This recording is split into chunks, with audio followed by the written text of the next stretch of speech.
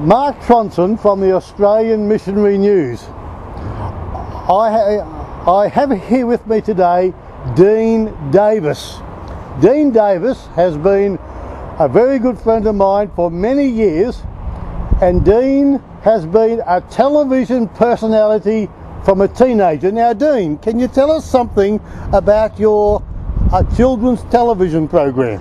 Well, it's going back to 1972, where as a 19-year-old I applied for a job to become a television star, or TV star as it was phrased then, and auditioned with a couple of hundred other young guys, and of those guys I got selected and walked in off the street basically and started hosting an afternoon children's show in much the same genre as Daryl Summers was doing in Melbourne. In fact, they were looking for the next wave of hosts of variety shows and so forth, so I was chosen along with Daryl Summers, as he was chosen for potential to develop in the industry and become the next generation of variety show hosts and what have you. But it was a great time in kids TV, yeah. Now, that was called what?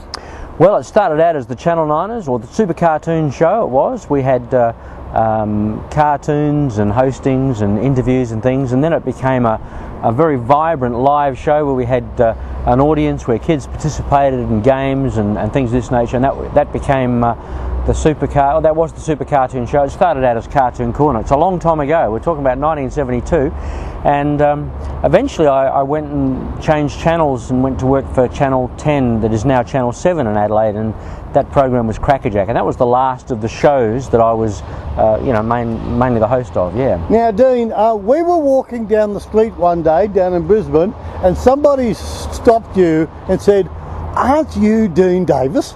I said I used to be. I can't remember that. It doesn't happen very often in Brisbane, but certainly when I go back to South Australia and walk the streets of Adelaide or interact with people, there's an age group of people, say yes, 38, 40 years of age onwards, who were perhaps tuned in as kids, and it's lovely to have the warmth of discussion with them, you know. Yeah. Now, then you moved just up here to Brisbane, just for Channel 7, was it? That's right. I was invited to come and work on a program, PM Magazine it was called. They were looking for someone to do madcap reporting, like just a bit of humour behind some human interest stories, and I came up to do that, and the program that we came to work on only lasted 12 months, and that was pretty much it, other than a stint where I co-hosted with a former co-host of Adelaide.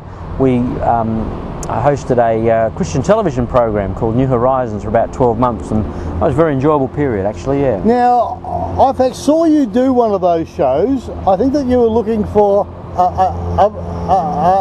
just had a man just who had 7 or 8 Studebakers.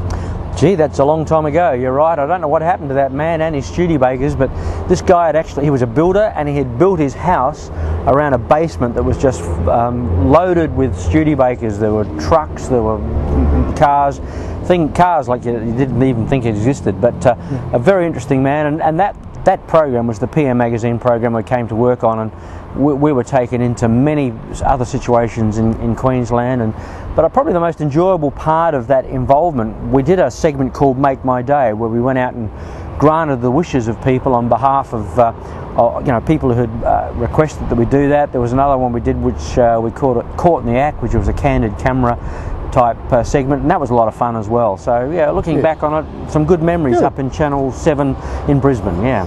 And so then after that, I developed your own video company. Well, I'd actually done that before I'd moved to Brisbane, and I'd already started producing some feature documentaries and some corporate videos and what have you, but certainly after making the move, we stayed in Brisbane. My children had started school, and so we planted ourselves there, and rather reluctantly I've developed the business of video production, doing corporate videos, occasional documentary material, and but it was mainly corporate stuff, yeah. Now, ever since you were young, you've had this dream about ministering just to AFL players. Well, what actually happened, I was here in Brisbane came up in 1986, and in 1987 1987. Yes, 1987, the Brisbane Bears formulated. Now, originally they trained, or their first training session was at the University of Queensland, and I went along just because I was so excited about an AFL side being started here in Brisbane. But while I was there, I was interacting with some former South Australian footballers who'd been signed up with the Brisbane Bears as they were then, and I had this really enjoyable experience of talking to these guys and interacting with them, and some of them seemed pleased to talk with me too. But it sort of stirred something within me. I thought, gee, I'd love to build a relationship with these guys particularly, and just tell them who's made them so great, because I do think Australian rules footballers are great, and I wanted them not only to appreciate the fact that they had these talents, but where they had their talent, or where they had got their talents. And so it germinated for me a desire to be involved in with athletes, with the issues of their life, and perhaps pointing them in the direction of some answers. And so after that, you became chaplain to the Brisbane Bears and then the Lions. Well, that's right. I actually shared that dream that I had with you, that feeling that I'd had with you when I had actually met you and came to understand that you were involved, that you were involved with chaplaincy. And I'll never forget it. I said, look, what you've described here is something that I've latently, would have loved to have done. And you said, well, we'll make you the chaplain. No, you said, we'll make you the chaplain. You went straight to a wall phone and tried to ring the Brisbane Bears, and I was saying, hang on, because I was only a layperson and didn't really see myself up to the task of being a chaplain. But as you know, history demonstrates that you worked your way in, as you so often do in so many places, and the door did open, and I served 20 years. 20 years, and probably 10 effective years, I'd say. Yeah. Well, Dean, let's talk about young people, Christian young people. You've been there and you've done it. What do you have to say about young people?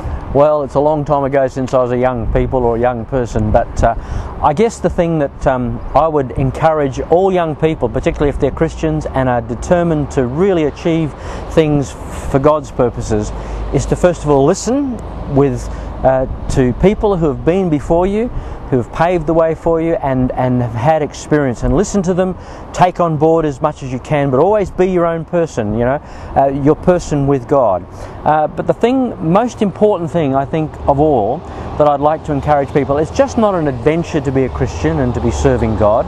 It's more than that.